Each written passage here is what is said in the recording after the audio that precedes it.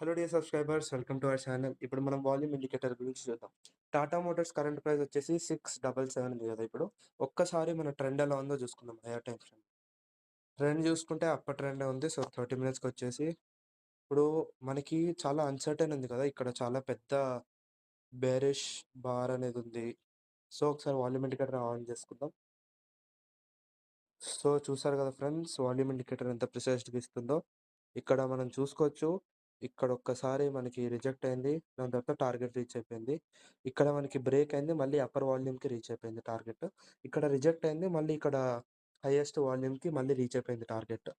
So అట్లాగా ఈ red line అనేది రెసిస్టెన్స్ లెవెల్, గ్రీన్ లైన్ అనేది సపోర్ట్ లెవెల్ మనకు తెలిసిందే. ఇంకా మనకి ఈ బ్రైట్ కలర్ బార్ ఉంది కదా, ఆ బార్ ఏంటిదంటే అక్కడ యాక్టివ్ వాల్యూమ్ ఉన్నట్టు. సో హయ్యర్ ఎక్కువ సెల్లర్స్ లేకపోతే ఎక్కువ బయర్స్ ఉన్నారు. అందుకోసం మనకి ఇక్కడ చూస్తే ఇక్కడ ఈ రెసిస్టెన్స్ లెవెల్ దగ్గర రాగానే మనకి చాలా పడిపోయింది స్టాక్ అనేది. సో అలాగా వాల్యూమ్ అనేది మనకి ఇండికేట్ చేస్తుంది. హయ్యర్ వాల్యూమ్ అంటే యాక్టివ్ వాల్యూమ్, ఎక్కువ సెల్లర్స్ అయితే బయర్స్ ఉన్నారని. ఇప్పుడు మనం కరెంట్గా చూసుకుంటే ఇక్కడ ఒకవేళ మనకి రిజెక్ట్ అయింది కదా, ఇక్కడ రిజెక్ట్ అయింది కాబట్టి మనం నెక్స్ట్ హైయర్ వాల్యూమ్కి టార్గెట్ అనేది పెట్టుకుంటాం.